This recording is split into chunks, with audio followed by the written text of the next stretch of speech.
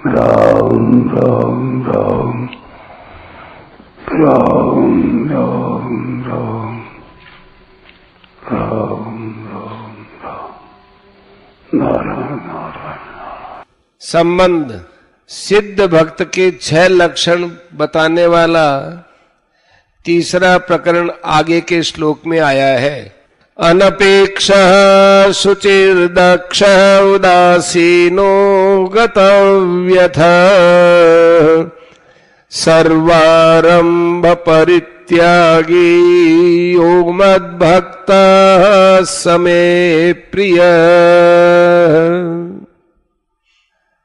जो अपेक्षाओं से रहित है, भीतर बाहर से पवित्र है, चतुर है, उदासीन है, व्यथा से रहित है, सभी आरंभों का अर्थात नए नए कर्मों के आरंभ का सर्वथा त्यागी है, वह मेरा भक्त मुझे प्रिय है।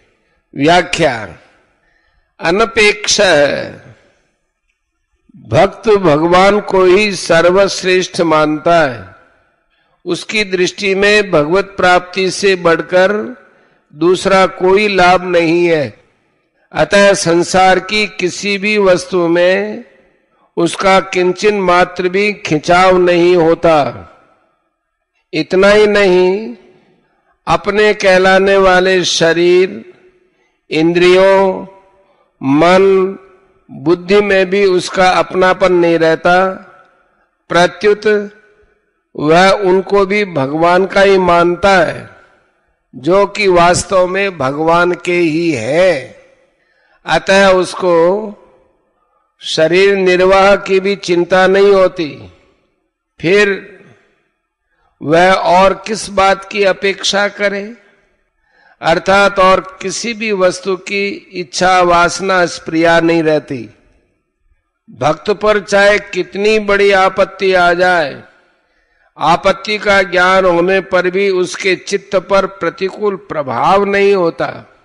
भयंकर से भयंकर परिस्थिति में भी वह भगवान की लीला का अनुभव करके मस्त रहता है। इसलिए वह किसी प्रकार की अनुकूलता की कामना नहीं करता। नाशवान पदार्थ तो रहते नहीं, उनका वियोग अवश्यम भावी है।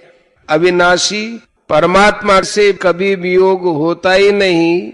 इस वास्तविकता को जानने के कारण भक्त में स्वाभाविक ही नाशवान पदार्थों की इच्छा पैदा नहीं होती। बात खास ध्यान देने की है कि केवल इच्छा करने से शरीर निर्वाह के पदार्थ मिलते हों तथा इच्छा न करने से न मिलते हों, ऐसा कोई नियम नहीं है। वास्तव में शरीर निर्वाह की आवश्यक सामग्री स्वतः प्राप्त होती है, क्योंकि जीव मात्र के शरीर निर्वाह की आवश्यक सामग्री का प्रबंध भगवान की ओर से पहले ही हुआ रहता है। इच्छा करने से तो आवश्यक वस्तुओं की प्राप्ति में बाधा ही आती है। अगर किसी वस्तु को अपने लिए अत्यंत आवश्यक समझकर वह वस्तु कैसे मिले, कहाँ मिले, कब मिले, ऐसी प्रबल इच्छा को अपने अंतःकरण में पकड़े रहता है, तो उसकी इस इच्छा का विस्तार नहीं हो पाता। अर्थात उसकी वह इच्छा दूसरे लोगों के अंतःकरण तक नहीं पहुंच पाती।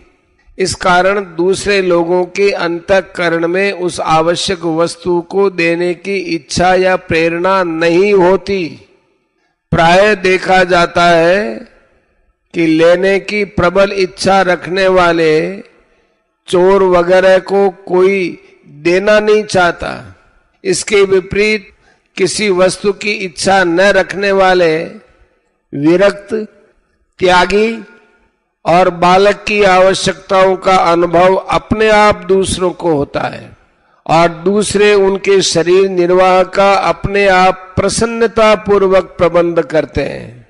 इससे यह सिद्ध हुआ कि इच्छा न करने से जीवन निर्वाह की आवश्यक वस्तुएं बिना मांगे स्वतः मिलती हैं।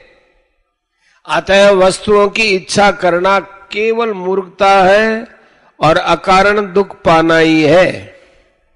सिद्ध भक्त को तो अपने कहे जाने वाले शरीर की भी अपेक्षा नहीं होती, इसलिए वह सर्वथा निरपेक्ष होता है। किसी किसी भक्त को तो इसकी भी अपेक्षा नहीं होती कि भगवान दर्शन दे।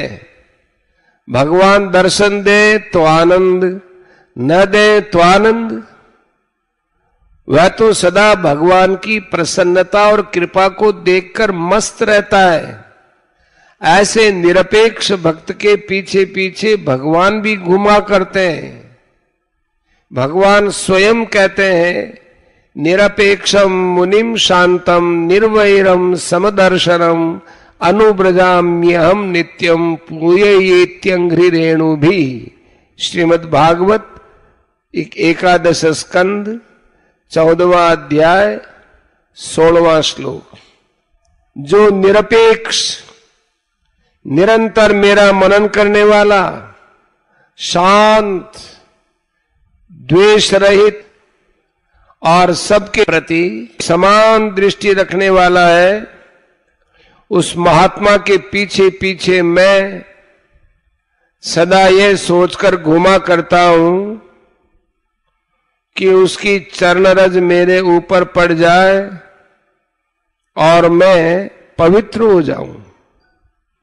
किसी वस्तु की इच्छा को लेकर भगवान की भक्ति करने वाला मनुष्य वस्तुतः उस इच्छित वस्तु का ही भक्त होता है, क्योंकि वस्तु की ओर लक्ष्य रहने से वह वस्तु के लिए ही भगवान की भक्ति करता है, न कि भगवान के लिए।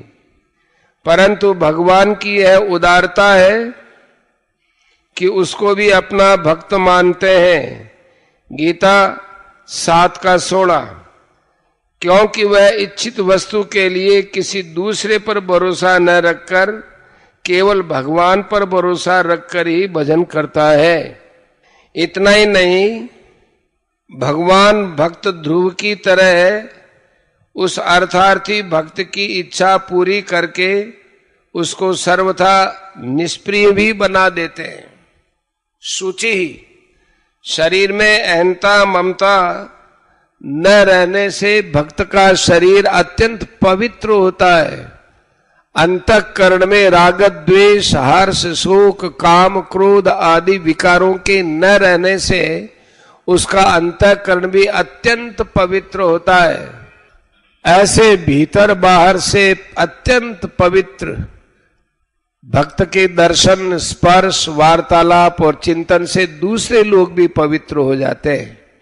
तीर्थ सब लोगों को पवित्र करते हैं, किंतु ऐसे भक्त तीर्थों को भी तीर्थत्व प्रदान करते हैं, अर्थात तीर्थ भी उनके चरण स्पर्श से पवित्र हो जाते हैं। परंतु भक्तों के मन में ऐसा अहंकार होता ही नहीं।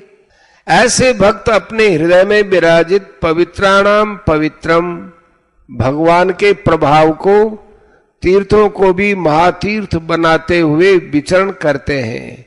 तीर्थी कुर्वन्ति तीर्थानि स्वांतस्थेन गदाभृता। श्रीमद् भागवत।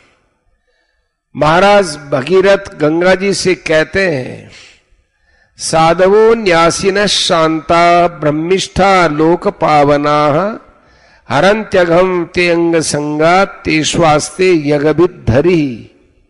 श्रीमद् भागवत 9वां स्कंद 9वां अध्याय 6वां श्लोक। हे गंगा माता जी, जिन्होंने लोक परलोक की समस्त कामनाओं का त्याग कर दिया है, जो संसार से उपरत होकर अपने आप में शांत है, जो ब्रह्मनिष्ठ है और लोगों को पवित्र करने वाले परोपकारी साधु पुरुष है, वे अपने अंग स्पर्श से तुम्हारे पापियों के अंग स्पर्श से आए समस्त पापों को नष्ट कर देंगे, क्योंकि उनके हृदय में समस्त पापों का नाश करने वाले भगवान सर्वदा निवास करते हैं। दक्ष है, जिसने करने योग्य काम कर लिया है वही दक्ष है। मानव जीवन का उद्देश्य भगवत प्राप्ति ही है, इसी के लिए मनुष्य शरीर मिला है। अतः जिसने अपना उद्देश्य पूरा कर लिया अर्थात भगवान को प्राप्त कर लिया, वही वास्तव में दक्ष है, चतुर है। भगवान कहते हैं